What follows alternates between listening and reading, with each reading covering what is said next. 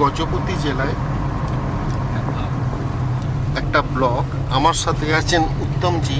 নমস্কার উত্তমজি। নমস্তে।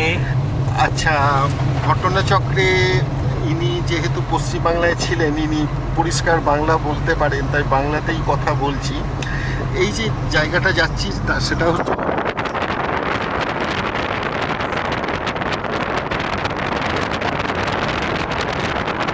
বাঙালিরা সবসময় পুরীর কথা ভাবি, খুব হলে গোপালপুর। এই জায়গাগুলো তো মানুষ ঘুরতে পারে, কি ধারণা?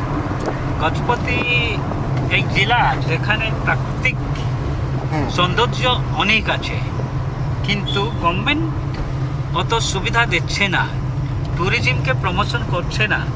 এটার জন্যে গজপতি, কন্ধমাল ও রায়গড়া ডিস্ট্রিক্ট, এই তিনও ডিস্ট্রিক্ট বহুত ভালো সৌন্দর্য আছে, খুব সুন্দর।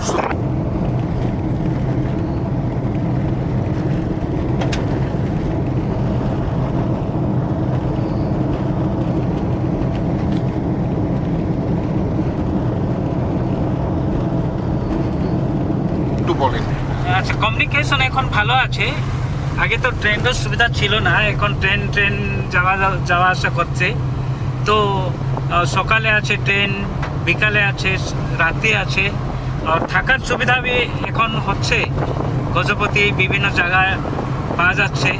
তিবেতিয়ান কলোনি যে চন্দ্রগির বলে, ওইখানে ভালো ট্যুরিস্ট প্লেস আছে। আর পাল্লাখেমডি থেকে আরও 12-15 কিলোমিটার দূরে একটা গন্ডাহাতি বলে একটা ওয়াটারফল আছে। আর এইরকম অনেক সৌন্দর্য জায়গা আছে, ট্যুরিজম আছে, তাকে প্রমোশন করার দরকার আছে। কিন্তু আমাদের ওড়িশা গভর্নমেন্ট এই জায়গার বিকাশ জন্যে একটু মন দেওয়ার দরকার আছে। আর তখন এটা এখানে মোটামুটি ভুবনেশ্বর থেকে তাহলে বাসে বা ভুবনেশ্বর থেকে ট্রেনে দুটো দিয়ে আসা যায়? বাসে আসতে পারেন আর ট্রেনে भी আসতে পারেন। মোটামুটি 6 ঘন্টা। মোটামুটি 6 ঘন্টা। আর একেবারে গজপতি জেলার পাড়ালেখুমুন্ডিতে যদি কেউ আসে, ভালো থাকার জায়গা? ভালো থাকার জায়গা আছে, সাই ইন্টারন্যাশনাল হোটেল বলে আছে। তারপরে এইরকম জায়গা আছে যে আপনি চন্দ্রগিরি গলে ওইদিকে भी ভালো ভালো হোটেল আছে, আর পান্থনিবাস আছে। সাই ইন্টারন্যাশনাল, সত্যি ইন্টারন্যাশনাল, এইরকম হোটেলগুলা মোটামুটি মধ্যবিত্তের আয়ত্তের মধ্যে। হ্যাঁ, আর একটা সুবিধা আছে যে আপনি পাল্লাখেমডি একটা আন্ধ্রপ্রদেশ বর্ডারে আছে। তো আন্ধ্রপ্রদেশ বর্ডারে আপনি যাবেন, তখন আপনি আরো একটু সৌন্দর্য পাবেন। আর এইখানে এমন আমি একটা জায়গা দেখেছি যে সকালে জলখাবার খেতে গেছি, ওটা অন্ধ্রপ্রদেশ হয়ে গেছে। এইরকমই, তাই তো? এইরকম। আর এইখানে একেবারে যদি কেউ আসে, বিশেষ দ্রষ্টব্য জিনিস যেটা কিনতেই হবে, এমন কি আছে? আচ্ছা, এইখানে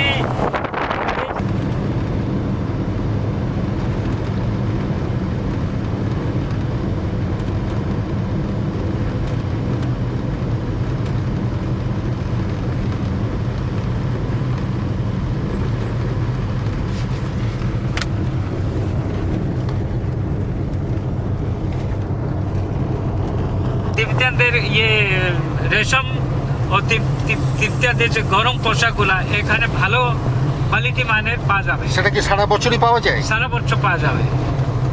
আর মোটামুটি দাম সস্তায় থাকে? সস্তায় থাকে।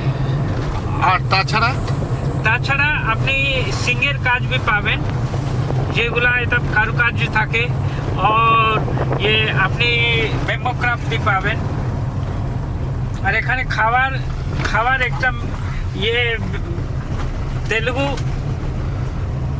ডেট মতো হয়। লোকদের একটু বেশি তেল মশলা খায়, হ্যাঁ, আর ঝাল টাল বেশি খায়।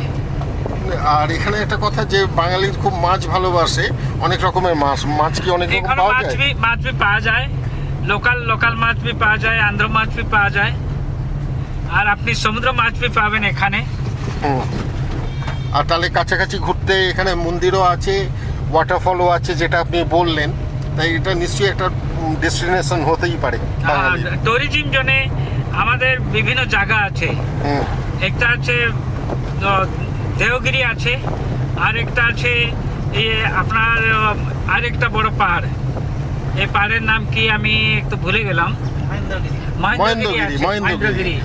আর আরেকটা কথা, যারা ভাইজাগও যেতে চান এখান থেকে ভাইজাগও যেতে পারবেন। আপনি এখান থেকে ভাইজাগ যেতে পারেন, হায়দ্রাবাদ যেতে পারেন। 200 কিলোমিটার, বাসে কত ভাইজাগ?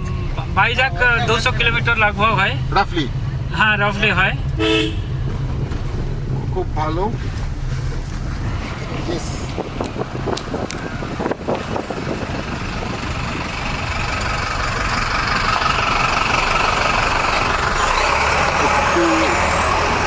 সিনারিটা দেখানোর চেষ্টা করছি। এখন মেঘ জমে, আমরা সকালবেলায় যাচ্ছি, মোটামুটি 11টা বাজে, কিন্তু এই মেঘ দূরে দেখতে পাচ্ছি পাহাড়।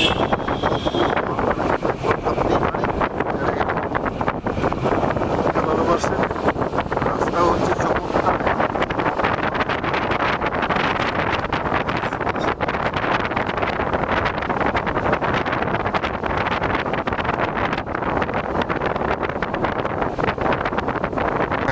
আরেকটা কথা আমি বলতে চাই, এখানে পিওর বানানা পাওয়া যায়, স্বাদিষ্ট বানানা পাওয়া যায়, কলা। কলা পাওয়া যায়। এই যে কলা, ওইটা ইন্টারন্যাশনাল লেভেলে অ্যাওয়ার্ড পেয়েছে এখানকার কলা, তো এক্সপোর্ট भी হয়। এই কলা বহুত ন্যাচুরালি তৈয়ার হয়, কোনো কেমিক্যালে ফের্টিলাইজার